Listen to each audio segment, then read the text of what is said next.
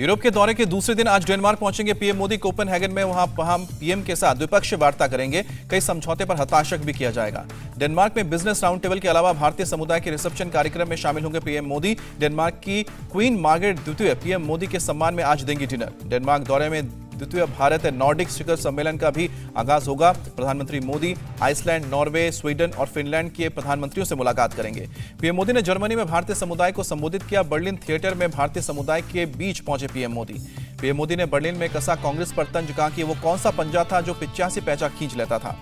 PM Modi ने कहा कि अब कोई बिचौलिया नहीं, कोई कटमनी नहीं। 22 लाख करोड़ से ज्यादा डीबीटी में ट्रांसफर किया गया है।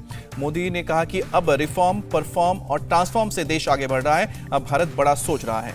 पीएम मोदी ने कहा कि भारतीयों के सामर्थ्य का गौरवगान है। कहा कि अब भारत समय नहीं गंवाएगा।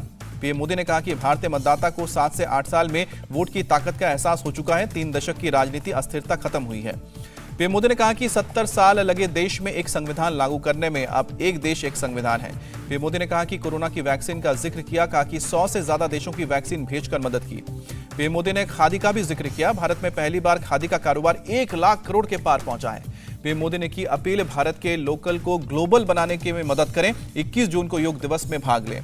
बर्लिन थिएटर में भारतीय समुदाय के लोगों ने उत्साह के साथ पीएम मोदी का स्वागत किया। पीएम मोदी ने हाथ जोड़कर सबका अभिवादन किया। पीएम मोदी ने बर्लिन थिएटर के बाहर जीता लोगों का दिल। कलाकारों से ढोल लेकर अपने अंदाज में 1.5 मिनट तक ढोल भी बजाया। पीएम मोदी ने बर्लिन की सड़कों पर की चहलकदमी। कार को छोड़कर पैदल निकले। लोगों का हाथ हिलाकर अभिवादन भी किया। पीएम मोदी ने जर्मनी के चांसलर ओलाफ शोल्ज के साथ मुलाकात की। द्विपक्षीय संबंधों पर चर्चा हुई। रूस यूक्रेन युद्ध पर पीएम मोदी बोले, युद्ध में कोई विजयी नहीं हो सकता है, युद्ध से सबका नुकसान ही होता है।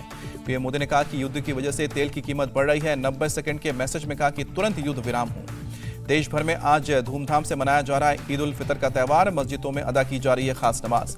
दिल्ली के जामा मस्जिद में अदा की गई ईद की नमाज। बड़ी संख्या में लोग सुबह सुबह पहुंचे। जामा मस्जिद में नमाज अदा करने के बाद लोगों ने एक दूसरे को ईद की बधाई दी, गले लगकर खुशियां बांटी। पीएम मोदी ने ईद की बधाई दी। लिखा कि यह शुभ अवसर समाज में एकता और भाईचारे की भावना को आगे बढ़ाएगा। राजस्थान के जोधपुर में 2 समुदायों के बीच झड़प, एक दूसरे पर पत्थरबाजी। जोधपुर के जालौर गेट में चौराहे पर लगे भगवा ध्वज को उतारने के बाद विवाद खड़ा हुआ। मुस्लिम समाज के युवक ने इस्लामिक झंडा लगाया। दोनों पक्षों के लोगों को हटाने के लिए पुलिस ने बल प्रयोग किया। आंसू गैस के गोले दागे। शहर में इंटरनेट सेवा बंद की गई। नोएडा में ईद के मद्देनजर पुलिस ने फ्लैग मार्च किया। हालात का जायजा लिया। करौली में ईद से पहले पुलिस बल ने सुरक्षा के मद्देनजर फ्लैग मार्च निकाला। 2 अप्रैल की हिंसा के बाद प्रशासन अलर्ट मोड पर। आज 3 दिन के उत्तराखंड दौरे पर पहुंचेंगे यूपी के सीएम योगी आदित्यनाथ। पौड़ी में अपने गुरु अवैधनाथ की प्रतिमा का लोकार्पण भी करेंगे। उत्तराखंड दौरे पर अपने पैतृक गांव पहुंचकर सीएम योगी रात पर अपने घर पर ही गुजारेंगे। 5 मई को हरिद्वार पहुंचेंगे सीएम योगी। परिसंपत्तियों के बंटवारे में उत्तराखंड के हिस्से में आए अलकनंदा होटल को राज्य को समर्पित करेंगे।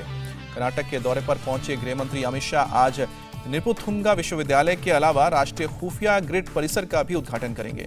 गृह मंत्री अमित शाह आज बसवा जयंती के मौके पर लिंगायत संत बसवन्ना को भी श्रद्धांजलि अर्पित करेंगे। खेलो इंडिया यूनिवर्सिटी गेम्स के समापन समारोह में हिस्सा लेंगे। 4 मई को कोलकाता जाएंगे गृह मंत्री अमित शाह। 5 मई को सिलीगुड़ी के रेलवे मैदान में जनसभा को संबोधित करेंगे। कई कार्यक्रमों में हिस्सा लेंगे। चुनाव रणनीतिकार प्रशांत किशोर ने जन सुराज अभियान का ऐलान किया। अगले 2 हफ्ते में बिहार के 9 जिलों का करेंगे दौरा। अलग अलग मुद्दों को लेकर स्थानीय लोगों से बातचीत करेंगे। 5 मई को प्रशांत किशोर करेंगे प्रेस कॉन्फ्रेंस। भविष्य की रणनीति का ऐलान भी करेंगे। प्रशांत किशोर के ऐलान पर बोले जेडीयू के महासचिव केसी त्यागी, बिहार में नीतीश कुमार का कोई विकल्प नहीं हो सकता। दिल्ली में 24 घंटे में कोरोना के 1076 नए केस सामने आए हैं और 1329 संक्रमित ठीक हुए हैं। दिल्ली में बढ़ते कोरोना की वजह से दिल्ली सरकार का फैसला, एलएनजीपी और जीटीबी हॉस्पिटल में बढ़ाई जा रही है बेड की संख्या। कोरोना को लेकर यूपी के सीएम योगी आदित्यनाथ ने बैठक की, टेस्टिंग बढ़ाने के निर्देश दिए हैं। बिहार शरीफ में दुकानदार और ग्राहक के बीच झड़प के बाद बड़ा बवाल, मौके पर पहुंचकर पुलिस ने शांत कराया मामला।